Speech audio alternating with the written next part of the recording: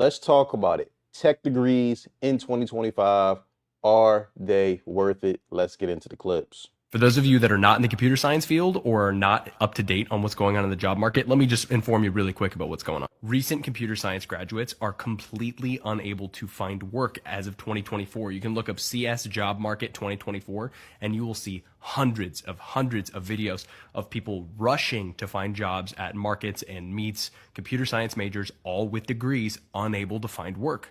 Most of the jobs that are unable to get work right now at one point were promised and poised to be the highest paying computer science jobs, such as senior programmers or certain type of software developers, application developers, and individuals who know specific kinds of programming languages. Recently, NVIDIA's CEO came out and directly said English will be the main programming language in the future of AI. That is huge. That is huge. Anybody who has learned a programming language within the next 5 years is going to be completely obsolete. So everybody who has a degree in any type of relation or certificate showing that they can program in this specific language will be completely useless. Now, about 10 to 15 years ago, that was the job to get in. Everyone was saying that that's the highest paid job, and they were. The highest paid job was programming. Speaking on behalf of when I got my degree and the way I went and got my computer science degree and have been steadily employed for the last 9 years, I saw that oversaturated market back in 2015.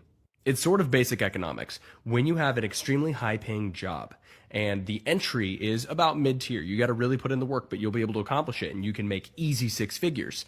The market will find a way to correct itself. Think about Jurassic Park. That's a really strange, weird example. But remember that one guy that was unbelievably rich and he was just this programmer? That job probably does not exist anymore. And recently, not computer science related, but it's directly supporting this claim of the economics of correcting the market. Real estate agents. Everybody wanted to be a real estate agent. VRBO, Airbnb. People were flooding this oversaturated market to make money. And then now you see tens of thousands of individuals that have now entered the real estate market that are now backing out because those jobs are not available anymore. So if you want to make it in computer science, you 100% can. What you have to do is pick a field that is near impossible to automate. And a very strange way to do this, I did for a few years, was to actually work in an automation position. If you work in a position where you're managing the automation, your job is not going to get automated because you are managing the automation. If you want to stay ahead of the curve and you want to be able to stay in computer science and you want to get paid really well, don't pick an oversaturated major. And also don't pick something that is on the horizon, visibly easy to either be oversaturated or easy to automate. A few examples of this would be network administrators, systems engineers, project engineers, senior engineers, any type of IT-based engineering role, or IT sales even is taking a big hit because there was this big push with IT sales. Try to pick ones that have a niche where you can't really automate these jobs, but they're needed. Again, I'm no tech expert, and I used to be like a big proponent of telling people to get into tech because I always heard it's plenty of jobs. You don't necessarily need to get a degree. You could get a certificate, certification, and you'll be on your way. But it sounds like from what this gentleman is saying here, I mean, pretty much you're at the mercy of AI. 158 job applications, 283 flat out rejections, 33 initial interviews, and 4 job offers. That's how much it took for me just to land a software engineering internship last year. Take this as a sign to start preparing for the 2025 recruitment cycle already. Build some new coding projects, look at your resume, try networking, and most importantly, grind your leak code. Shout out to him for staying disciplined and staying with it. With that amount of putting that amount of applications in, most people definitely would have given up. I mean, just off the sheer strength alone, but he stayed with it, and he got himself an internship. And from the sounds of it, that seems like either having an internship or networking. Again, knowing someone that's already plugged in is going to give you a huge leg up in a field that is looking like it's flooded. Insane post shows just how much the CS market has changed. So you can see in this post, this guy's talking about his friend who did a 3-month boot camp and started making 100,000. That was how the market was 5 years ago. But today we can see this guy has a 3.9 from an Ivy League school and can't get any quant interviews. He's literally double majoring in computer science and mathematics and economic and statistics. Honestly, I don't think getting a $100,000 job should have ever been that easy, but getting an interview should not be this hard today.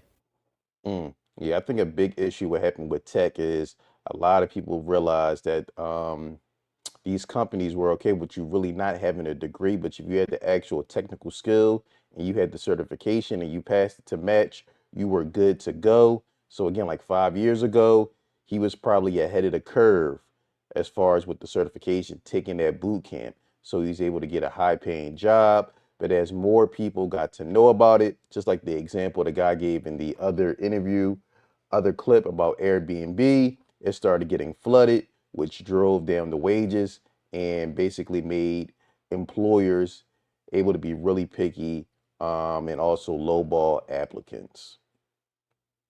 Career in tech is simply not as safe or reliable as it once used to be. First of all, it's harder than ever to get a job, and everyone's asking what's going on with the tech market. I even had some really talented friends in college who had internships under their belt, and they still do not have a job even after graduating. And let's say you do have a job somehow, big tech companies are mandating that their employees come back to work 5 days a week, with a prediction that other companies will follow as well. And third of all, a career in tech means that you also have to watch out for layoffs all the time. Even Cisco, a company that a lot of people considered a safe place to retire at, has also recently announced layoffs. And when you compare tech jobs with other high-paying professions such as a doctor or lawyer, those professions seem to have a lot more of a stable and reliable career. Those are jobs that you can have 20, 30, 40 years from now. Now, I'm not saying that you can't have a long career in tech, but you always have to be on your toes and always looking out for things. I'm not going to give a problem without a solution, so here are some ways that you can future-proof your career in tech. Number one, you should always be interview ready. You should be constantly updating your resume and practicing for technical questions, just in case you lose your job or something goes wrong. Now, number two, constantly keep up with the new technologies. If you're at a company that requires you to work on an older tech stack, make sure you're doing side projects outside of work. Maybe invest in courses or watch YouTube videos to keep up with the new technologies. Now, last but not least, always be performing at a high level at your current position. This sounds pretty self-explanatory, but if you want to keep your job, you have to do well and you have to be striving for a promotion. This will guarantee that if you were to get laid off, that it's not anything from your control because you did your best. I hope this helps and follow for more. Yeah, it sounds like tech is definitely a super high stress position, and it seems like you're in a position where you're always on edge and always feel like you're sitting on the edge of your seat about to fall off. You constantly have to keep your skills updated, and then you also have to worry about aging out. After you've been at a company a while, maybe you're at top pay, they're probably going to be looking to get rid of you and bring somebody in that's going to do the job for probably 30, 40, 50% cheaper, and you're SOL.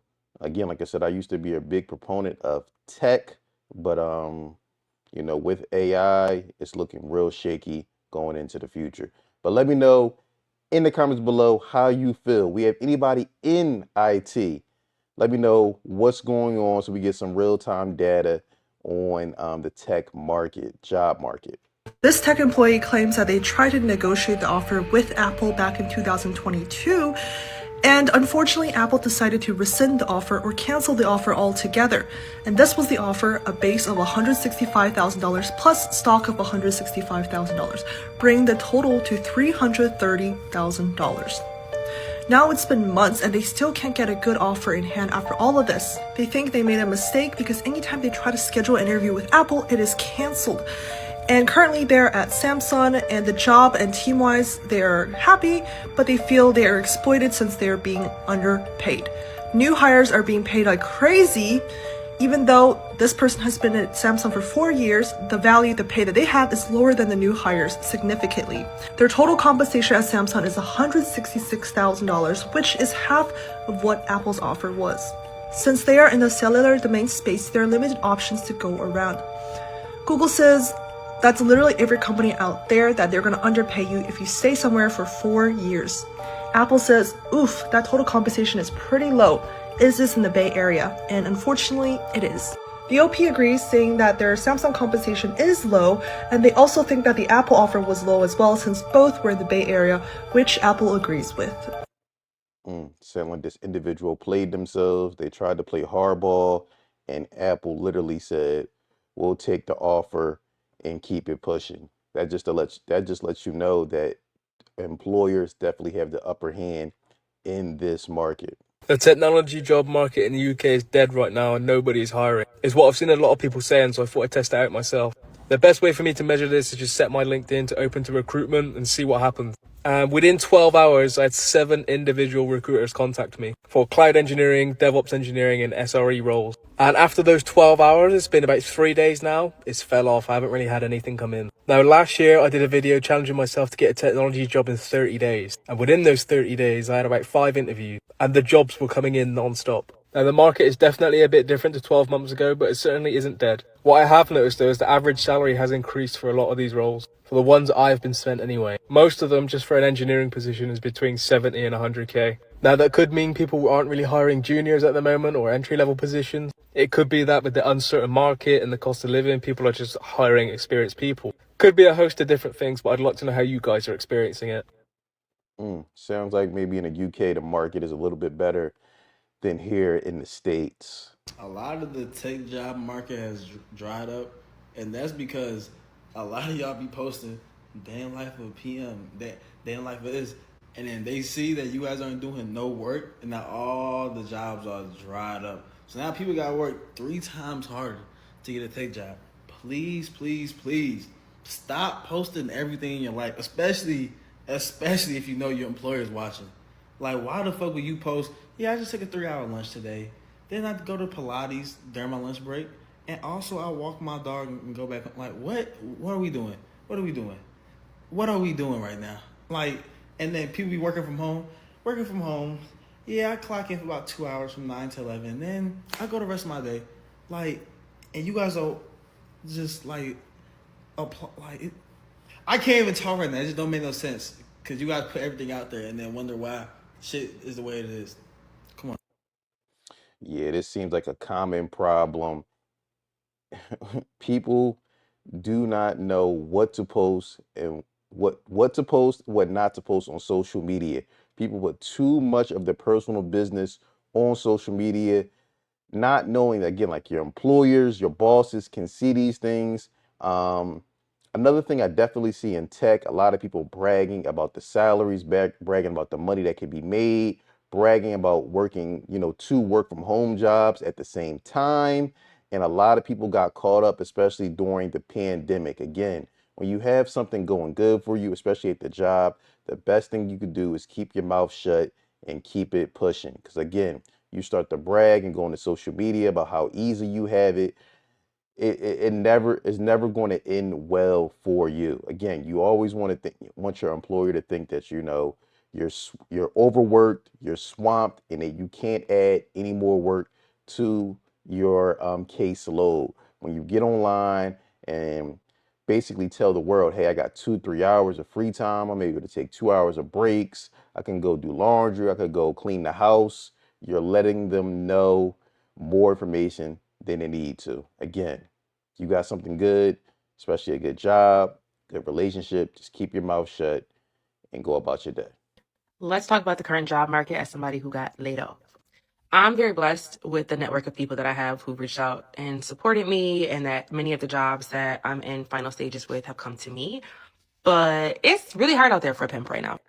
Particularly in the tech community, there are tens of thousands of people, really talented people getting laid off right now as business decisions. And so it's flooded with competition for the same roles.